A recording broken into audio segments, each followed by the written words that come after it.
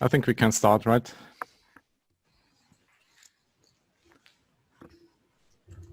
Good, then hello everybody to our workshop today with Jenni Jepsen. I'm very happy that she volunteered to do this with us today. We met Jenni, I think, about a year ago when we had our Agile tour in Vienna, and we were looking for keynote speakers. And I'm a huge fan of the book Turn the Ship Around from David Marquette.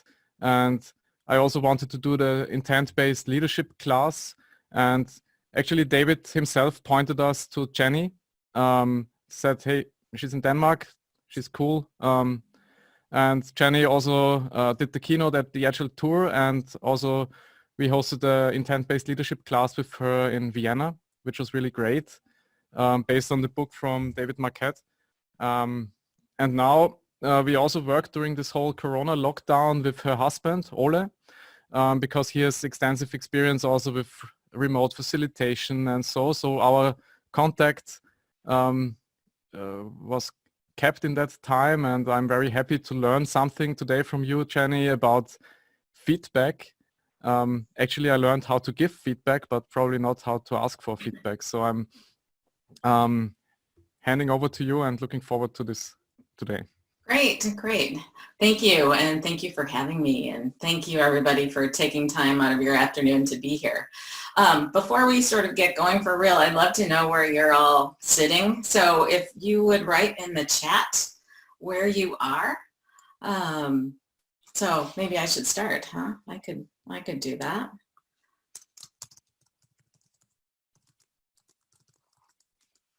Here I am.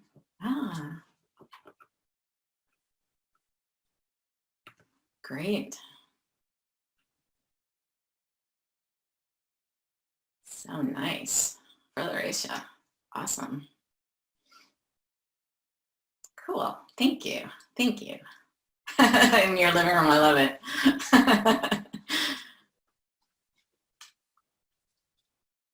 Great. Thank you. So this whole thing about feedback. Giving feedback doesn't really work. Unsolicited feedback. So the whole thing about trying to get better at giving feedback so it's more effective, it just doesn't work. We're solving for the wrong problem. The problem that we need to solve, or the challenge we need to solve, is about how to ask for feedback and how to create habits around asking for feedback. So creating this ask for feedback mindset is all about how can we increase the amount of feedback we ask for and be grateful for that feedback, putting us as the receiver in the driver's seat around feedback. And that's really the key around effective feedback. Today I'm going to talk about, the neuroscience behind feedback, our beliefs and misconceptions about feedback that also influence our mindsets about feedback, and then what we can do to change. So how can we be better? Because that is really the purpose of feedback. It is about being better. We're not just asking feedback randomly around our products, for example, or our organizations or ourselves personally. We want to use that feedback for something. So, and we ask for feedback from people that we trust. And in scarier and scarier situations, you can ask for feedback from people who maybe you just met and see what happens. But that's further down the road. So I am really curious to know what your experiences with feedback are. And we're going to have a couple of breakout sessions. And this will be the first one. And it will only be for about 5 minutes. So Melina will randomly put you into rooms. Actually, Zoom does it. So you'll be going into breakout rooms with 3 to 4 people in a room, and you'll have 5 minutes in your rooms to talk about either your best or your worst experiences with feedback. And you might even talk about how it could have been better, whether it was your best or your worst. So you'll have 5 minutes in your groups. What questions do you have before Melina gets you in your rooms? Okay, so your best and worst experiences with feedback, and share with each other. And then we'll, after the 5 minutes, you'll very unceremoniously be rejoined into the main room here, but you'll see a little countdown. Now everybody is back. Oh, fantastic. Super. So now I'm really curious. Does anybody have any story that they think, oh, I really want to share this in the plenum here in the main group? Maybe a best story, feedback? Anybody willing to unmute and just share a little bit? It's also okay if you don't want to. Or a worst experience?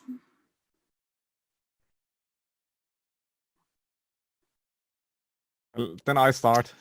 Okay, thanks. I think it was quite, we had at least a common agreement that you need to feel the other person that gives you feedback competent to give you that kind of feedback, whatever it is. And there needs to be some level of trust. And I think we all agree that if you get feedback to an extent where the other person tries to change your personality, we also heard that from a manager trying to change someone else into a certain direction, which is kind of a no-go. And obviously you cannot take this kind of feedback, or whatever this is then, not feedback, I guess, but Mm-hmm. Yeah, great, thank you. Thanks for sharing. Anyone else? Well, my colleague had a, I'm sorry. No, good, go ahead. Good. My colleague Gunnar had a super nice experience. He said that feedback from Vienna is always negative, whereas feedback from Belgium and Germany is always positive. Mm-hmm. Okay. Cultural differences. Yeah. Okay. Thank you. Anybody else? Yeah, so in our group, it was more like the experience when you, like in our company, we give regular feedback, or we actually ask for feedback, certain people, to then use in our next goals and planning sessions. And even if you ask for feedback and you're in this situation of giving feedback, and you know you want to address something that's maybe not so comfortable, even if you think you're very sensitive and you're trying to, you know, positively say it, it's sometimes just a feeling when the other person gets quieter and quieter and you go, oh my God, can I take it back? Was that bad? That uncomfortable lingering. We talked about that this can get very awkward, and it's difficult also to receive feedback when it's not just positive. Yeah. Yep. Thank you. Thanks for sharing that. Anybody else? In my group, we talked about that a negative experience was when we got some feedback and it became an argument, a discussion rather than constructive feedback. And some of the good experience, that was when we asked for feedback and we actually got something we actually could use to improve ourselves or become better at something. Yeah. Yeah. Yep. Yep. Great. Anybody else? Yeah, I have. I didn't make the groups, but I recently had a really not so nice feedback. It was a written online survey because I'm teaching. So then all the students had got an online survey, and I didn't have any saying in the questions. And then all the teachers, we got all this written feedback back from the students, and some of it was not really nice. And some of my colleagues were hit very hard. But everyone could see everyone's feedback, and it was really not nice because there was no context to anything, and they could just write whatever they wanted to, and it was really not nice. I'm just saying. So I think it's some of the worst situations I've had because you couldn't really control it. It was out of control, really. Yeah. Yep. Yes. Anybody else? Thank you for sharing. Okay, thank you. Thank you all for sharing. I really appreciate it. And at any time, if you have a question, you can put it in the chat. Melina's looking at the chat, or just interrupt me. That's perfectly fine. Rickard also mentioned there in the chat that I'll stick around for, however long, 30 minutes or so afterwards if anybody has some specific questions that they want to get some ideas for. I'm not promising that I'll have them, but I'm willing to try anyway. Yeah, so all the things that you have been talking about, both good and bad, are why feedback works or doesn't work. And this, right? It's easier for us to get in this line here than this line over here. And being okay with hearing maybe negative feedback from people really takes training the brain, creating those connections in the brain where you crave feedback, no matter whether it's positive or not so positive feedback. The key is that you are in the driver's seat with the feedback.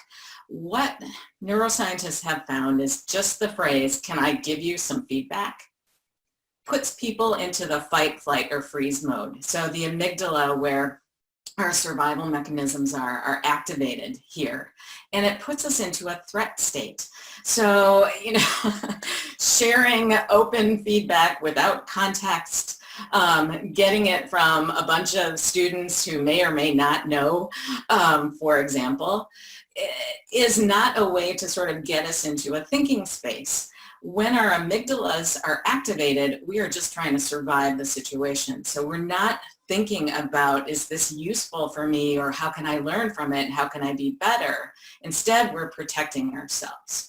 So in order for us to activate the prefrontal cortex, where our rational thinking, objective-oriented behavior, creativity, innovation, the be better part of our brain, in order to activate that, we need to be in control.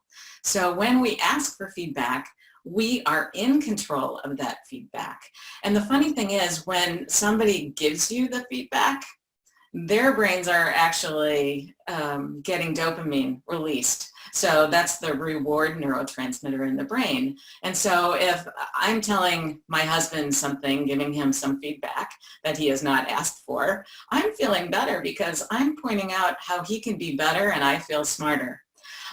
So we need to control that. And one of you also mentioned that, when you're giving feedback to someone, it can be awkward or scary too, because you don't know how they're going to react to that.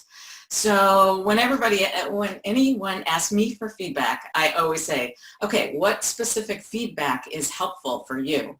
So that I know that I should limit it in whatever context that is, so that I don't put that other person into a threat state, even if they're the one asking for feedback.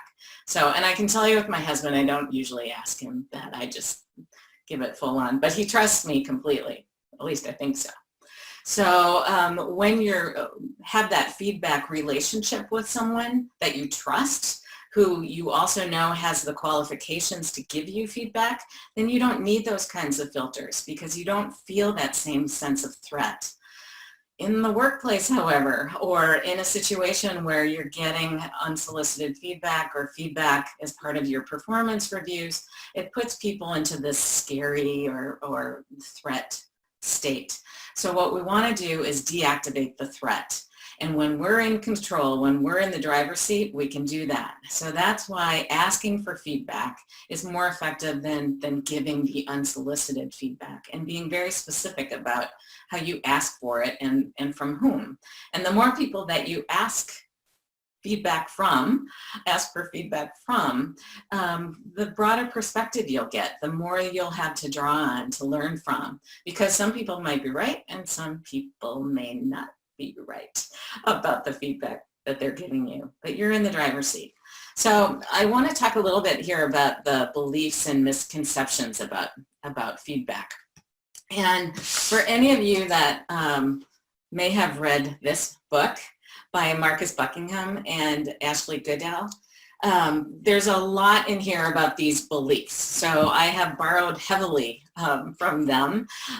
They've also written a really good article in Harvard Business Review that some of you may have seen. So I just want to take these beliefs one by one here. So the first one is, we need others to tell us where to improve. No, we're unbelievably bad raters of other people. So if somebody asks me, how good did I do this thing? Well, I don't know. If I have done it before, maybe I have a perspective on it, but I'm probably wrong.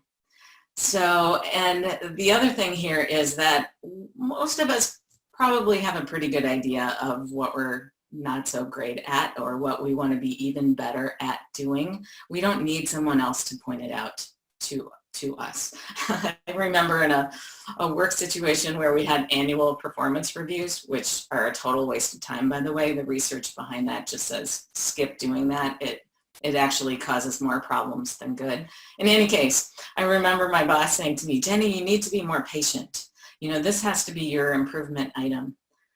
I'm thinking, that's not so specific, right? How do I get there? I don't have a clue. And actually in my brain, I'm thinking, okay, lack of patience, that's a strength because then I want to get things done. So I totally discounted everything that she said.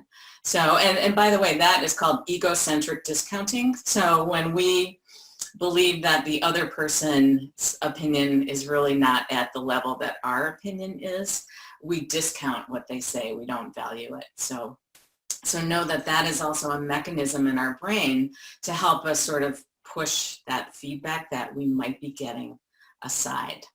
So that's the first one.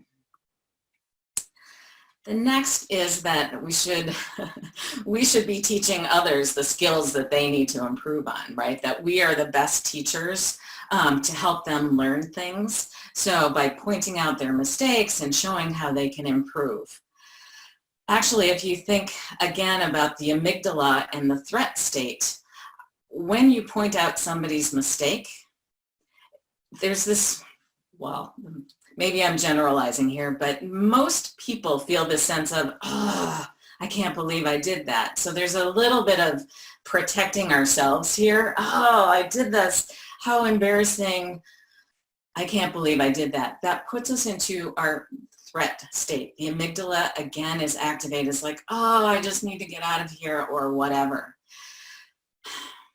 What we should do instead is focus on the things that are already going well. Because what the science shows is that when we can build on something that we're already doing well, that we can make the connections in the brain stronger where we can learn faster. So we can get better at stuff that we're already doing well. And for the things that we want to be better at that maybe we're not so good at, that we're working on ourselves to improve, we can make the connections between what we already do well and what we want to get better at and use some of the things that we know, tricks, or behaviors or whatever to get us to that place. And we're going to have an exercise that's all about that. So we'll go into more detail there about that one. All right, and then the last belief. Let's see here. So excellence is not one size fits all. And that was one of the other stories. I'm sorry, I can't remember who shared the story about, you know, in our organization, this is what we all need to strive for. That's also, sorry, that's also crap. There is not one singular, unique way to be excellent. We all have our unique personalities. So we want to be the best people that we can be in the organizations that we're working in. And of course, you know, our values should align with the values of our organization. That makes for the best workplaces. But how we get there, how we sort of show our great behaviors, how we show excellence is unique to us as individuals. So we can be better ourselves and be better in our organizations without having to fit the mold 100%. So that just doesn't work. So some misconceptions that we have about feedback. The first one here, we think that people hate feedback.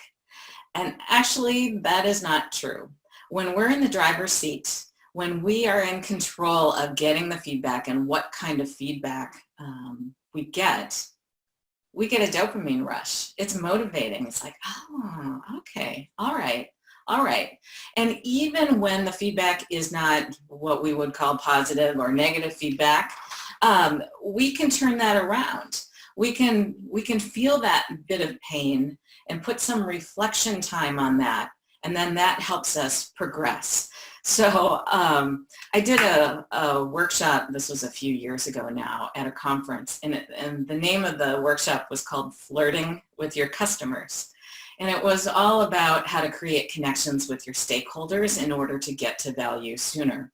So the workshop, there was ABBA music, there might have been a little bit of dancing, but only if the participants wanted to do that. And I'm an introvert, or at least I get my energy from within. So I always think that if I'm willing to do one of the exercises that I have in one of my workshops, then anybody will be okay doing that exercise. So after the workshop, I asked for feedback and got a lot of feedback. And one of the guys said, you know what, I need to think about this a little bit. I'll send you a mail next week. I was like, yeah, okay, great, thanks. That would be great. So the following week, I got a very long mail from this very sweet guy who had been in the workshop. And it was on and on about basically, this is not a workshop for introverts, and it really pushed me out of my comfort zone, and I didn't like it. And, you know you got all kinds of rave reviews at the end of the workshop, and I just wasn't comfortable saying, hey, this wasn't for me. And I thought, oh no. And I was crushed, really crushed. I mean, pain. It was painful. I thought, oh, okay. All right, he's wrong. Everybody else loved it. So I'm just going to set that aside and move on. Except it was nagging at me. And a few days later, I thought, you know what? I need to dig further into this. And I reread his mail and really sat down and thought, okay, I want to look at this objectively. What could I have done differently? And it changed how I ran the workshop going further. So that it was painful because I was on a high. I had a dopamine rush after that workshop. And then I just crashed when I got that feedback, even though I had asked for it, right? And I needed that reflection time in order to take in things. And it was my decision. And that's the difference. Nobody was forcing me to do a better workshop. I had gotten really great reviews on the workshop from everyone else. But I am not satisfied with that. And I know a lot of you on this call, you're not satisfied with that either. So having pain and having time for reflection is a way to get to progress here. Okay, the second misconception is that it's best to focus on errors. And I talked about that a little bit earlier. No, it puts us into a threat state. For some of us, we feel embarrassed or ashamed or whatever. We sort of kick ourselves in our brains over and over about how stupid we were. Okay, maybe only I do that. I can't believe I did that, and that was so stupid. And then I'm running around telling people, can you believe how stupid I was? I can't believe I did this. And, you know, my boss pointed that out or whatever. Somebody pointed it out and now they think I'm stupid and this is awful. What a waste of time, right? This is not how we help people get better. We can help people see things, trip over the truth, but we can't make them better by pointing out the mistakes. The best way to get better is to point out the things that we're already doing well. So you recognize the behaviors, and you can do this with yourself. So this is part of creating the mindset. Recognize the things that you're doing well. You get it because people maybe tell you, or you have a feeling about, oh yes, this was really good. I made good stuff here. So you recognize that, you get some reinforcement around it, maybe from the outside or some other outcome within the organization that reinforces that, yes, this was the right decision or this was the right thing to do.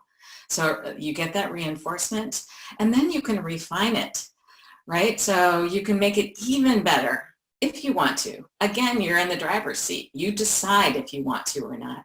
And that gives us a reward in the brain. So the dopamine flowing in our brain that opens up the prefrontal cortex that shows us way to be even better, more creative, more innovative, smarter, better. And that is how we get to the improvements that we actually want. And the last one is that the feedback must be giver driven. And I think, you know, in a lot of organizations, although this is changing, so now maybe I'm showing my age, but for sure 10, 20 years ago, everything giver driven. And I mean, I went to feedback, how to give good feedback courses. I think the first one was the whole feedback sandwich thing, which is just a joke. So, you know, it's like a hamburger. You've got the top bun, and then you have the meat, and then you have the bottom bun. So you start with the bun, which is something positive, and then you have the meat where you give some negative feedback or point out something that the person could be even better at doing or should improve on. And then you have the bottom bun, which is something good. It was like, okay, great, except everybody's like, just skip the bun, tell me the meat, and then, you know, screw you. So that just doesn't work. It just doesn't work. So the giver-driven feedback is about the giver and not about the receiver. And if we actually want to get better, we need to stay in that driver's seat. So we need to be the ones who are in control of that feedback. So you can train your brain to ask for feedback, to really, you know, you want to get there. A quick story. I was giving a talk. This was a talk at I think it was one of my first Agile conferences, and one of my first talks. And I don't have a technology background. So when I first sort of got into the Agile community, if you will, I was an oddball. I didn't really fit. People didn't know what to do with me. It was like, okay, she's done leadership stuff and change and communication and all of that. What does she know? So I had that hat on sort of going in. So I really felt like I need to prove myself here. So I did a lot of practice getting ready for this talk. I thought, okay, I'm ready. And I gave the talk, and I said that I'm an introvert. So after the talk, I was just exhausted. I thought, okay, that's done. Thank God that is done. And one of the people that I really respected in the Agile community came up to me after my talk, and she said, Jenny, I'm like, yeah, can I give you some feedback? And in my head, I'm just screaming, no, I'm done. No feedback, I'm done. Sorry, I can't take it. But of course, that was my inside voice. My outside voice said, sure. So she proceeded to point out all my mistakes, every place that I made a mistake. And really, didn't you know that so-and-so said this before you and blah, blah, blah. I thought, no, okay. So she continued on, and afterwards, I thought, okay, now what do I say? And what I said was, thank you for your feedback.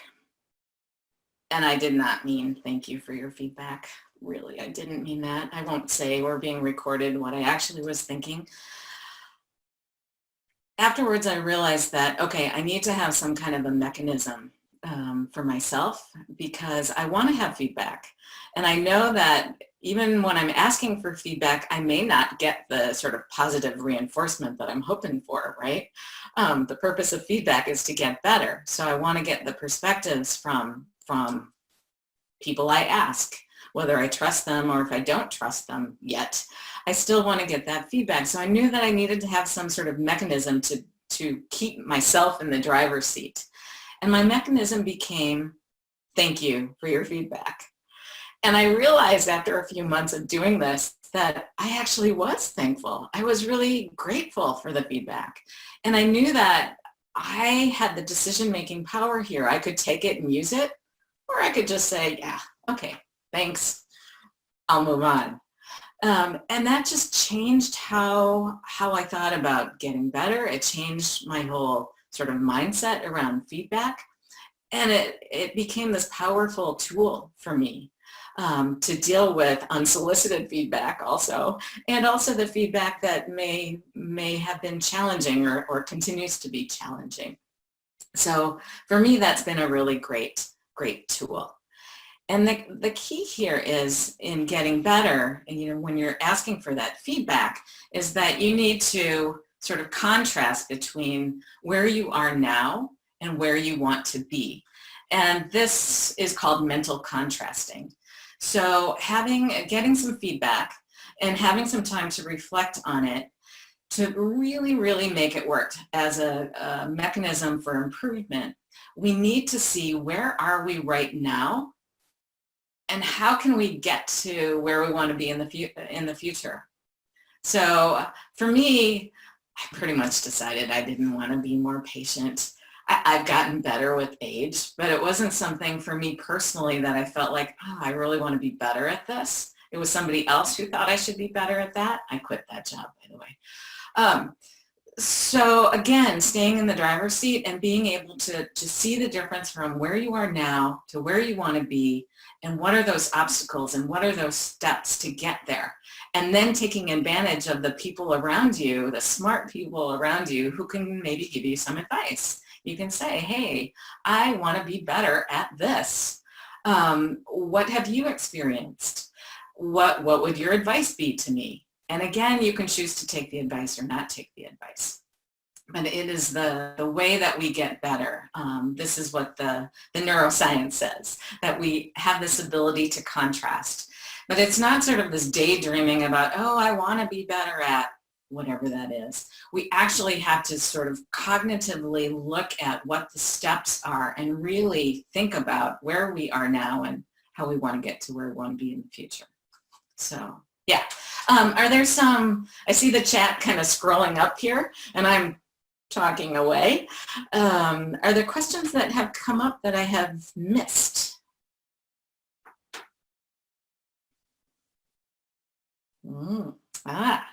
Cool. Okay. Thanks, Melina. We're getting set for the exercise. So this next exercise, I'm going to actually share my screen. So rather than be in the TV personality mode here, I'm going to share my screen with the exercise. Let's see. Okay. Can you see it? All right. Just give me a little thumbs up or a nod or, okay, great. Okay, so you're going to get a good amount of time, at least I think so, for this exercise. And thinking about what you want to be even better at individually, because, right, that's the purpose of feedback. We get feedback to improve our products, we get feedback to improve our organizations, and feedback to improve ourselves. And creating this ask for feedback mindset, we also need to know, okay, well, what is it that we want to be even better at doing? So again, building on things that we're already good at or we're pretty okay at is the easiest way to get better. Now, you can choose to do something that, maybe you feel like I'm not very good at this and I want to get better at that, or build on something that you're already good at. So individually think about that. And you're going to have a minute or so to think about that. Before Melina and Zoom randomly assign you into groups of 2, I think groups of 2 or 3, depending on where we are with the numbers. And then you'll be asking and answering the questions that will come on the next slide. But I want to just give you a minute before I click to the next slide for you to really think about the thing that you want to be even better at.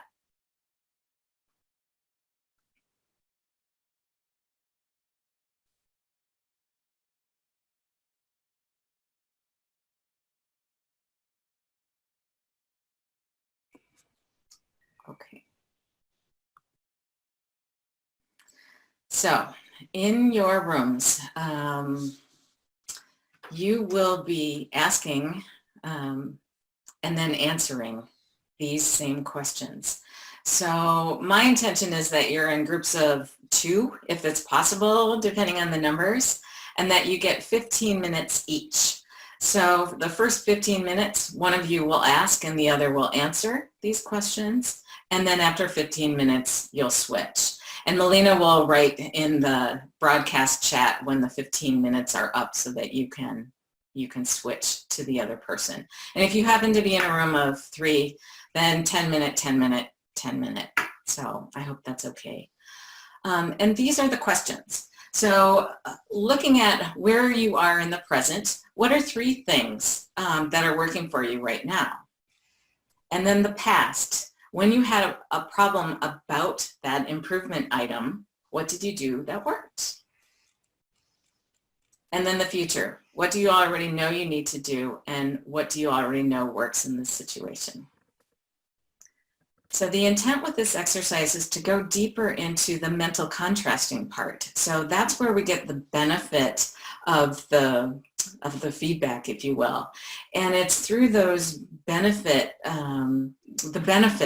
where we get the dopamine and the stronger connections in the brain to wanting to actually crave feedback, to create the habit of being even better and using feedback as a tool.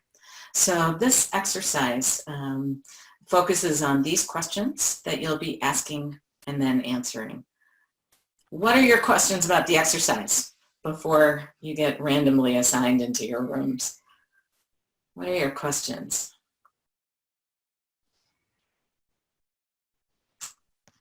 I have a question. Thanks, Marie. It says here in the past, when you had a problem in the past, what did you do that worked?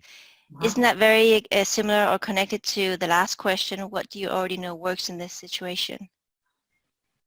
Yeah. So yes, that is true. And they're all kind of connected, right? And the idea with the questions and also the sequence of the questions is to help your brain go deeper into it so that you can maybe even get to some insight. And that is that will help you see how you can get from where you are now to where you want to be. So yes.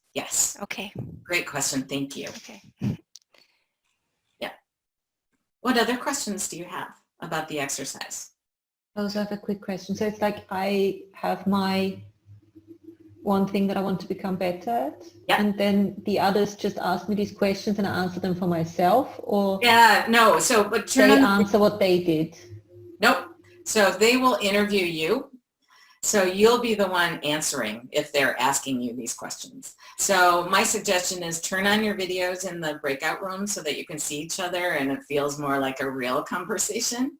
And nothing will go into the chat unless you want to, but we're not, sometimes it's personal or it can get more personal than you want to share with 20 some people, but you're willing to share just in your small group. So I won't ask you to share afterwards and you won't have to write anything in the chat either. So if you want to just, take the opportunity to go deeper, that's what this is for. And my suggestion is that maybe even take a picture of the screen or a screenshot on your computer. I know that Melina already put the questions in the chat, but sometimes when you're in the room, it's like, oh, damn, what were those questions again? I can't remember what the questions were. I think and we'll leave them up here as well, but it just, it's hard to, actually, I think in Zoom you can't go back to the same room unless Melina puts you in. So take a screenshot or take a photo with your camera or your phones if that works for you. I think I can send a message to the breakout rooms. Great. Awesome. Okay. How are we doing for time? So if let's go ahead and do the 30 minutes, Melina. So 15 minutes per person, unless you're in a group of 3, then 10 minutes. Okay, let's start. For those of you who are back and aren't checking your mail or doing something else, how was the exercise? So now I'm asking just feedback on the exercise itself. You don't need to share anything that you talked about, but the process, how was it for you? I felt it a bit too long, actually. Too long. Okay. For us, we found ourselves repeating ourselves during the 3 steps. Okay. It was the same. It was the same. What did you do that worked, and what do you know that worked? And so it was. Yeah, we were repeating ourselves a little bit.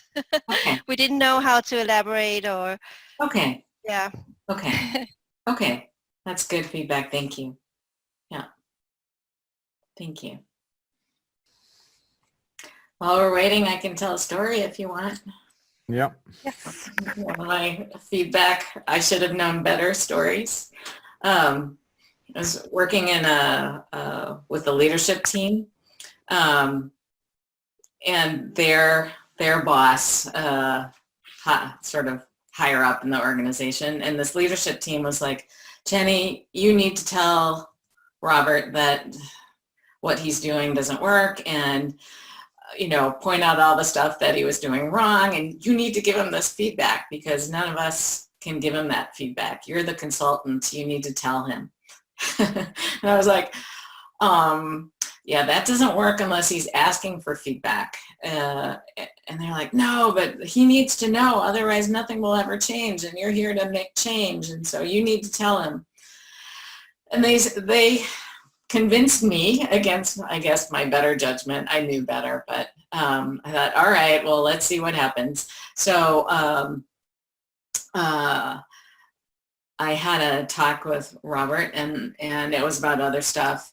He had asked me to observe one of the leadership meetings, and I gave him some observations and interpretations and recommendations. And then I said, are you open to any feedback? Can I challenge you on a few things? And he was like, maybe. Oh, damn. And I said, okay, well, it's fine. I don't need to. No, bring it on. Just bring it on. And so I shared what I had seen. Yeah, he had been quite intimidating with one of the guys on the leadership team, inappropriately confrontational with this guy. And so I shared that and said that, the effect it had on him was that he closed up, and everybody else also stopped talking and saw that, this was not a place where you could actually raise your thoughts or questions or maybe challenges, nothing. And then he said, well, you know what, Jenny? I think fear works. I thought, okay, great, all right. And the thing that happened after that is I was basically kicked out of trying to work with the leadership team. So that was I think my very last meeting with Robert. So I knew better. I shouldn't have done it. Yeah. Robert's still there, but he's on his way out. Anyway. Looks like we've got people coming back.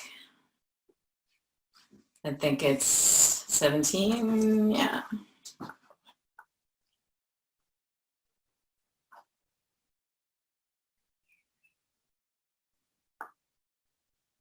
Luckily, those other leaders still wanted me there.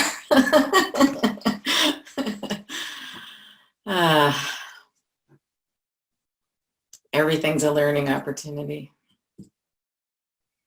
Here we go. Welcome back.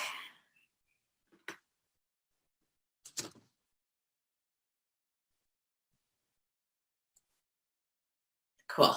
Thank you. Hopefully everybody can hear me again. Sometimes there's a little delay in Zoom, so great. I'm hoping it was helpful to be able to have that discussion, and look forward to your feedback on the exercise. I got some feedback already, so thank you. Thank you for that. So, sorry, 2 of them are still in the breakout room. Okay. All right. 15 seconds. No, okay. Just give them the... Yeah, of course. Second. Of course. Yes.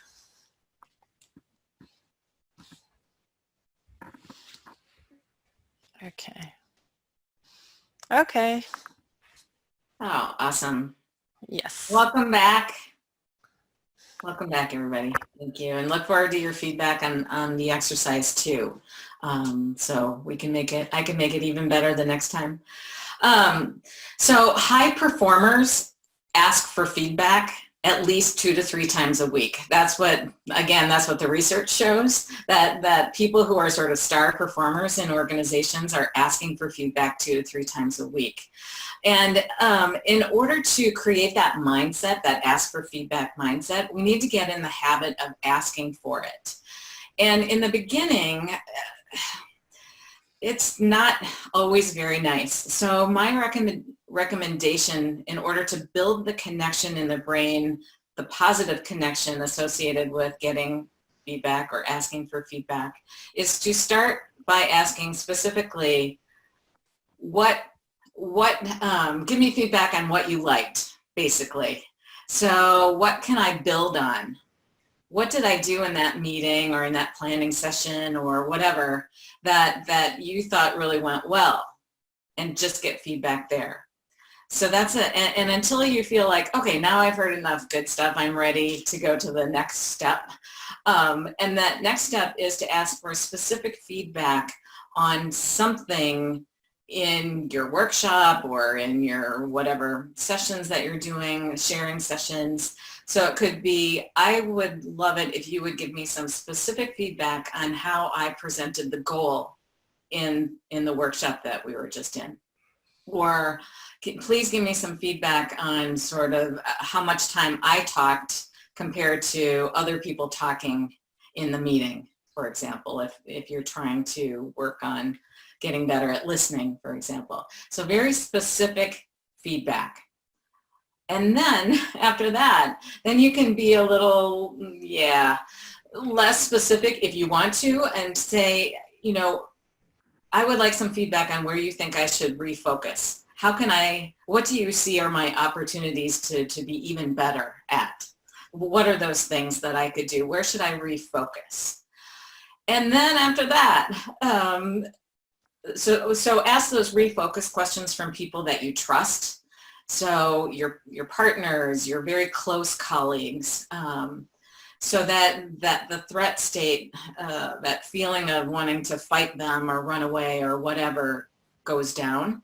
And that only happens with people that you trust. And then when the connection in your brain becomes even stronger and bigger around asking for feedback, then you can put yourself in scarier and scarier situations where you ask people, hey, what can I build on? Where should I refocus? You can be specific, but ask people who you don't know, or maybe even, you know, people that you don't have the strongest relationships with in the workplace, for example, because it's also a way of building a relationship, especially if you are able to just say, okay, great, thanks. I appreciate you giving me that feedback. So those are the ways to build the connections, the strong connections around asking for feedback in order to create that mindset around, oh yes, this is a habit that I'm in. I'm asking for it often. I want to be a high performer, so I'm going to ask for it 2 to 3 times a week. But do it in steps so that you feel comfortable with it, because the minute you feel threatened by it, everything in your brain is saying, no, no, no, no, no. And it's hard to then go back and get it. Ask for that feedback when you feel that maybe this is a dangerous situation. So take it in steps, build the strong connections, and focus on the 2 questions. What could I build on, and where should I refocus? Those are some really good questions. And then find a mechanism for yourself. Like mine is, thank you for your feedback. It just gives me that break. I don't have to say anything else. I don't have to agree or disagree or defend myself or anything. It just allows me to pause and take it in. So that's what I have for you today. And of course, I want to ask you for your feedback. But before we do that, I'd also like to get a feel for what resonated with you. What will you remember from today? So your one key takeaway from today. And if I could ask you to write that in the chat. So take a minute, think about, yeah, what we did today. And what is your one key thing that you'll remember from this online workshop, I guess? And then when you have it, write it in the chat, please.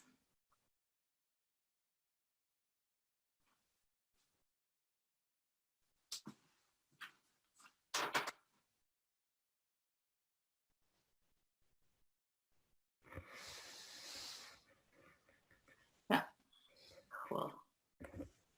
Thank you, everybody, for sharing that. Yeah. We have another 30 minutes if you want to take advantage of that for Q&A, specific things. You know, sometimes I'm asked, for example, well, you know, we want to have a Be Better organization, and sometimes there are people who just never ask for feedback. How can I help them get into the habit of asking for feedback? And of course, there are things that can be done, for example, just by saying, hey, our organization is about being better. Feedback is important in that process. What kind of feedback is helpful for you? So there's a way to get that going in your organizations as well. And with that, I want to thank you. And if you have specific feedback for me that goes beyond Rickard's survey here coming from TechTalk, you can get in touch with me here. And then I can't wait to be back in Vienna. Maybe it'll be virtually, I don't know, in November for the Essential Intent-Based Leadership course too on November 5th. So I'm looking forward to that too. Yeah. And thank you so much for today. And Melina and Rickard, thank you so much to all of you at TechTalk. It's great working with you. Thank you. You're welcome. Thank you. Thank you, Jenni. Always great working with you. Thank you for the talk today, and very valuable always to hear your thoughts on things, and giving feedback and receiving feedback was very valuable. I would kindly ask also the participants, we start now a short survey about the quality of this session and about the content, and of course please feel free to give your personal feedback to Jenni directly, but please take your time, a minute to answer this survey, and starting now. And if you need to leave, then thank you for joining, and please feel free to stay for meet after now with Jenni. Thank you. Thank you.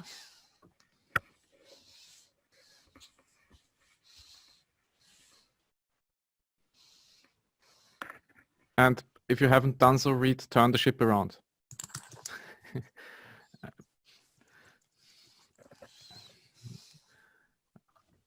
I think this is one of the leadership classes where you can have really very tangible takeaways and improvements for your everyday life.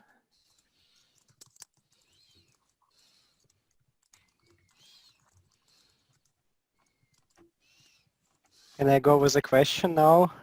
Sure. Of course. Yeah, Jenni, for you, the following questions. So sometime back when I maybe started 10 years ago, I learned that it's kind of a good practice to, when you write a feedback, to put manager in copy. For example, when you do it per email, good or bad, in your opinion? So it depends, right?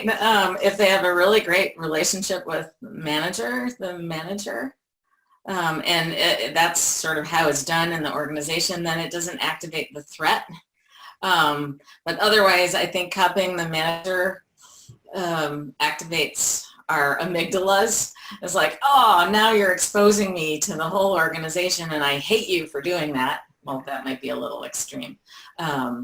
But that could be the feeling that somebody has, that now I've been exposed with the stuff that I don't do well. If it's positive, then copy everybody. Then copy everybody, because that's a great thing. Although I have to say, in Denmark, Marie, we have a couple Danes still here in the room. The whole idea of praising too much goes against Jente law, which is Jente's law.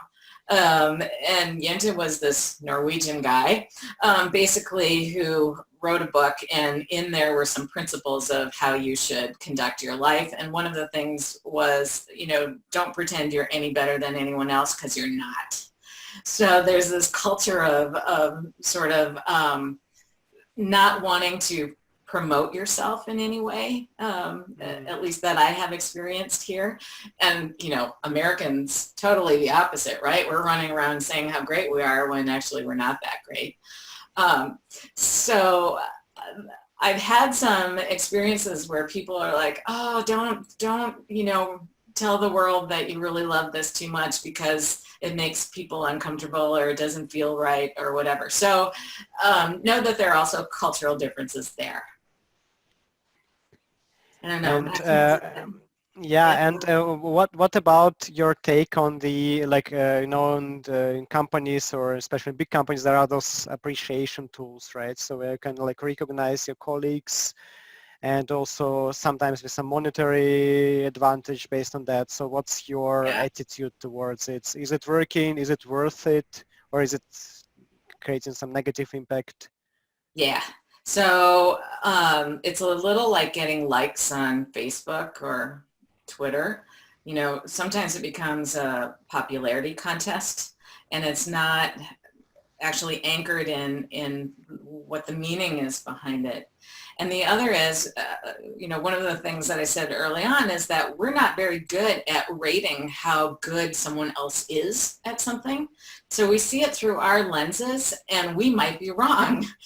Our lens has our experience, our background, our relationship with that person. Maybe I don't really like Robert, for example. So when I watch how he acts, I'm seeing it through the I don't like you very much lens, and maybe picking at things that aren't actually as bad as I think they are. So I'm not a big fan of, especially of using it as a sort of incentive for bonuses or things like that, because also what we know about how the brain works with bonuses and those kinds of extrinsic motivators is that the dopamine rushes right before you think you're going to get it. And then if you don't get at least as good a result or bonus or whatever as you thought you would get, a rating as you thought you would get, your dopamine just tanks. And it puts you in this place of, I'm out of here. This just sucks. So it doesn't work on two levels, at least in my opinion, and according to what the neuroscience says, especially about extrinsic motivators. So yeah. It depends on the organization, right? It could work for some, but the neuroscience doesn't support it. Good to know. Thanks. Yeah. What other questions? Good question from Morten here. You mentioned earlier about the annual performance appraisal thing. Yeah. That you, and I'm with you. You just referred to science or some whatever. I'm just curious if you can point me in any direction so I can give some scientific facts back to my company saying that maybe we should stop this. Yeah, there is a great article. One of the authors is David Rock. Oh, and I forget who else is authoring it. It's called Turn the 360 Around. And Is he a friend of David Marquette? No, he's not. I don't think they know each other. Not yet, anyway. David Rock. Turn the 360 Around. And basically, it is the neuroscience behind why annual performance reviews don't work. And they don't work for a number of reasons. One, giving feedback once a year, not so helpful. So that's the big thing. The other thing, it's totally giver driven. So the person who's getting the feedback has no control over where they're going to be when they get the feedback, what kind of feedback it's going to be. Maybe they don't trust the manager or whoever is going to give them the feedback. So the research is really clear on this, that it is basically a waste of time. That I forget the percentage numbers, but it's quite high like close to 70% of the time, it either has makes no difference or actually makes the situation worse. So yeah, turn the 360 around. That's the article. But I'll put it in the chat too. Yeah, I just did it. I think I found Oh, it. great. Thanks, Rika. Thanks. Yeah, thank you. What else are you thinking about? It doesn't have to be questions either. Just even sharing some experiences. For me, it was the last exercise. I found it very interesting that we actually, through questions, answered our own. We gave ourselves feedback. As you said, we usually know where we can get better. And I do have the situation where a colleague asked me, can you give me feedback before you go on maternity leave and stuff? And I always, when I come in this situation, it feels like it's too big. I don't know what to focus on. So my next move is that I'm going to send an email and say, what is it actually that you want to get better at? And when I have this information, that I will maybe start the session with those questions that you gave us to go deeper into finding feedback for ourselves. I'm just not sure if he's going to feel cheated because I didn't give him feedback. So I wanted to know if you have experience with this, if maybe you also add some sprinkles on top from yourself, or if this is just okay. I don't know. So what's your experience with when you actually use this, or is this just for oneself? Yeah, so this, I really use it as a personal tool to do the mental contrasting, to help go from sort of where you are now and then start seeing or getting some insights about where you want to be. When people are asking me for feedback, now I'm really, not giving people feedback who don't ask for it. It's just, even when I'm pressured by my clients to do so. I'm not doing that anymore. I've learned my lesson. I'm asking, great, what kind of feedback is helpful for you? So one of the things that I do on occasion is run facilitation courses. So teaching other people or training other people how to facilitate. And so there's a lot of feedback, giving feedback when people are running their workshops.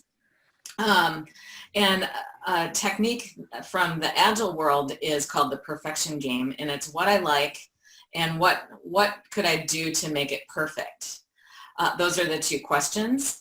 And so I used those two questions for years, and I still use those questions personally. What did you like and what could I do to make it perfect? Because, perfect, well, at least not for me, never happens.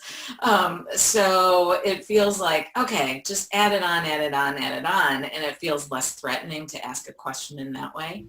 And what I now also do is to first say, what kind of feedback is helpful for you? Would you like specific feedback on something that you are doing in the workshop, for example? What kind of feedback is helpful for you? And most of the time people say, just bring it on, give me feedback on everything. Tell me what you liked, tell me what I could do to make it perfect. And then being very specific about the things that you liked and about, ideas to make it perfect. So it's not, oh, I liked how you communicated.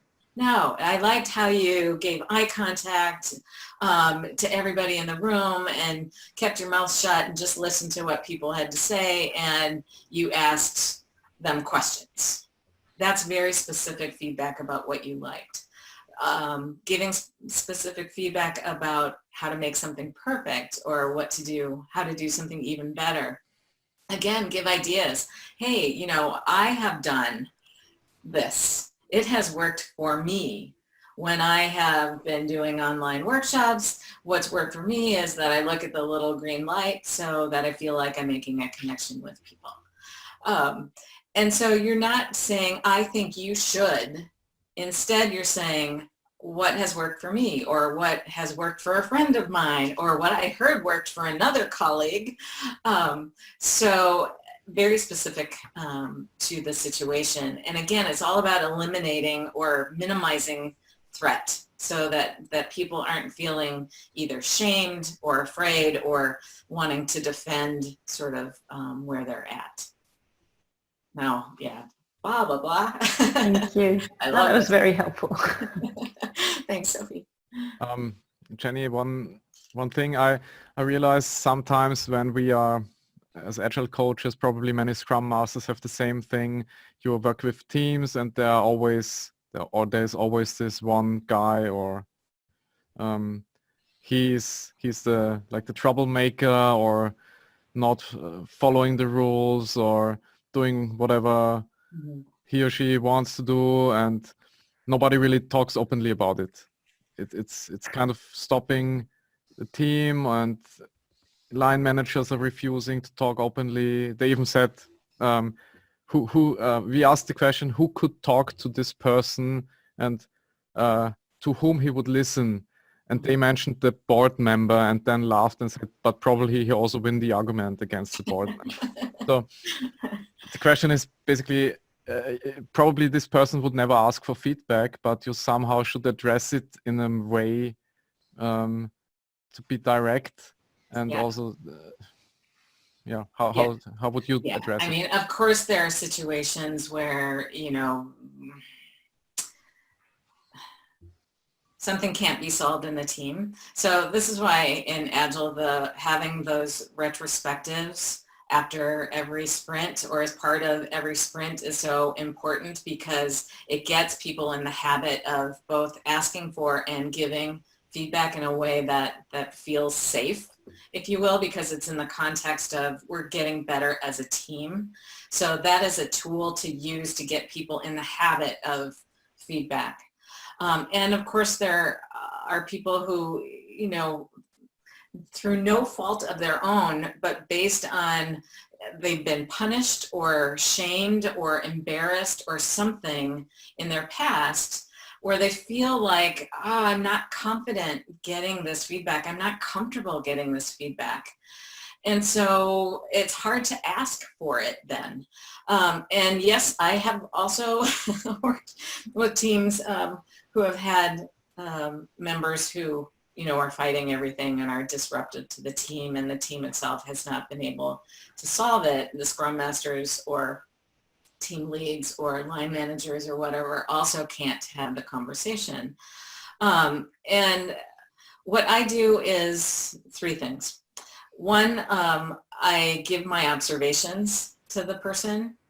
So, and they know ahead of time, right? So they know that I'm there to sort of observe the meeting or whatever it is. And so then after the meeting, I meet with people and I give my observations. So this is what I observed, and keep it very tangible to, this is what I heard. These are the exact, I'm taking notes so I can remember exactly what was said. This is what I saw. People were leaning back. They had their arms crossed or whatever. So very objective observations that, if you took pictures, you could point to it. And sometimes I do take pictures and I do sort of show the picture. Both the things that I think went well and also things to improve on. So this is what I observed. This is how I interpret it. I could be wrong.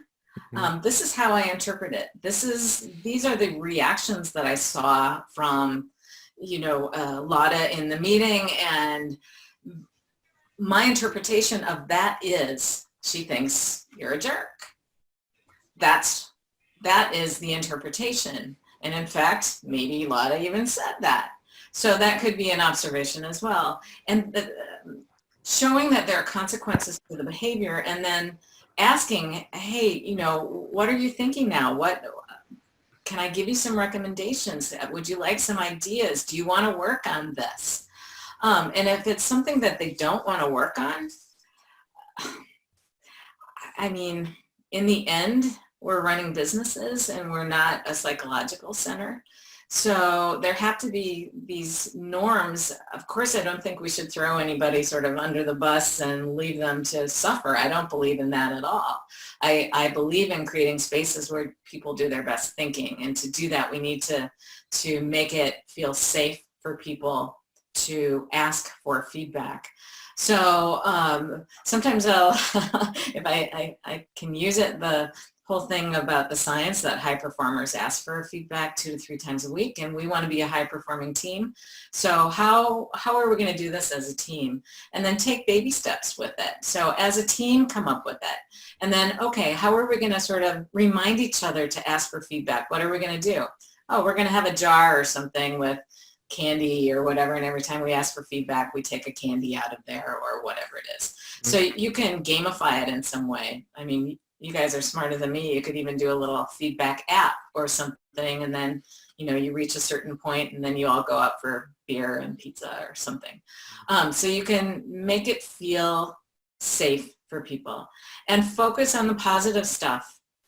So with that particular team member, it was so tough. And I ran a retrospective for that team then after this, and Nils is his name, and he got so mad in this retrospective, and the team wasn't a high functioning team at all. So after 90 minutes of a retrospective, they got to this teeny tiny improvement item, but they got to something, right? So it was better than any of the other retrospectives they had ever had as a team. They got to something, but he just blew up. He said, "This is bullshit." That's exactly what he said. His face got all red. He's like, "We just spent 90 minutes and all we got is this little, what a waste of time." And everybody looked at him like, whoa. And then they looked at me like, okay, what's she gonna do now? And I was like, yes, Nilsy, yes. Thank you for that. Thank you for sharing that.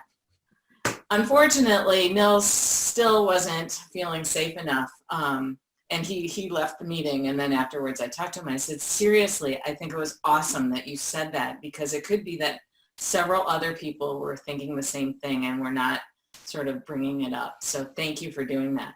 And then, you know, you build the stronger connections, but it takes time. And for some people, it takes a long time because they've had something in their past that has made it difficult to deal with feedback. That was a really long answer.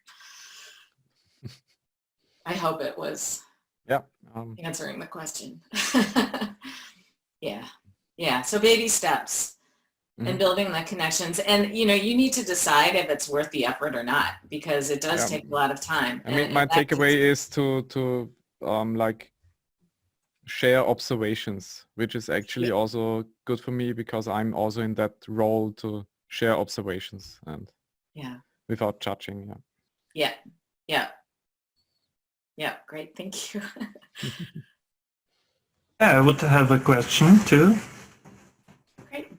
Okay, about the 3 questions we worked on in the breakout room. How are they connected to feedback? Are they thought as a substitution, or is it, do we first talk about the questions and see if the person knows the solution for herself, and what do we do when we don't make a progress because the person wants to get better but doesn't really know what to do? Yeah. So that exercise is a mental contrasting tool for yourself personally. I have run it with teams. However, as part of a retrospective, in my experience, it works best as an individual tool to really think about, okay, what is it I want to be better at, and make those connections to what I already know, and maybe even to projecting it out. And what I have seen is that there's something, I don't know, magical is a little exaggerated, but there's something that happens when somebody else asks you the questions and are just listening, and, you know, you're able to sort of bounce some things back and forth a little bit, where you're able to go deeper. But that tool, at least in my opinion, is best for when you are figuring out how you want to get better. You know, what can you do to get better, to give you those insights. So that's what that tool is for. If you're looking to create sort of that ask for feedback, so beyond the mindset of yourself individually, but spreading out asking for feedback in an organization, then my suggestions are to, start with things that people are already doing well and pointing out, hey, you know, this was really This was really cool. This is how it felt for me. I just wanted to let you know that is how I saw it. And then hopefully, as you go, people are feeling more comfortable, and then they're asking for more specific feedback. So, and if somebody just says, yeah, can you give me feedback on whatever, just, you know, on the planning session or something like that, to say, okay, yep, I can do that. What kind of feedback is helpful for you? And probably the first time you ask someone, they'll be like, well, what do you mean? Any kind of feedback is helpful for me. No. Like, what specific part of the session or whatever can I give you feedback on? Or what behavior do you want me to give you feedback on? And then that will help the other person to put it into some context that, again, gives them the control instead of you, having the control to say whatever you see, which may not be helpful for them at all. So it's about putting the person who will receive the feedback in the driver's seat. So whatever you can do to create that space. And if you're in an organization where you do have, maybe it's not annual performance reviews, but, you know, regular one-on-ones with your colleagues or direct reports or however it works in your organization, to think about how you can put them in the driver's seat. So when do you want to have the talk? Where do you want to have it? Because it could be, you know, going for a walk is a better way of doing it than sitting in somebody's office, because that can feel kind of scary. It's like, oh, now I'm not in control of the space either. So there are a lot of things that you can do to reduce the sense of threat that gets activated around feedback. Okay, thanks. Jenny, sorry, I need to leave now, but feel free, all the others, to stay as long as Jenny has time. But I need to prepare for another meeting. Yeah. Thank you. I have till 5 o'clock, so, you know, if you have other questions, I'm very happy. As you can tell, I like to talk about this, maybe a little too much. What other experiences or challenges do you have in your organizations around this?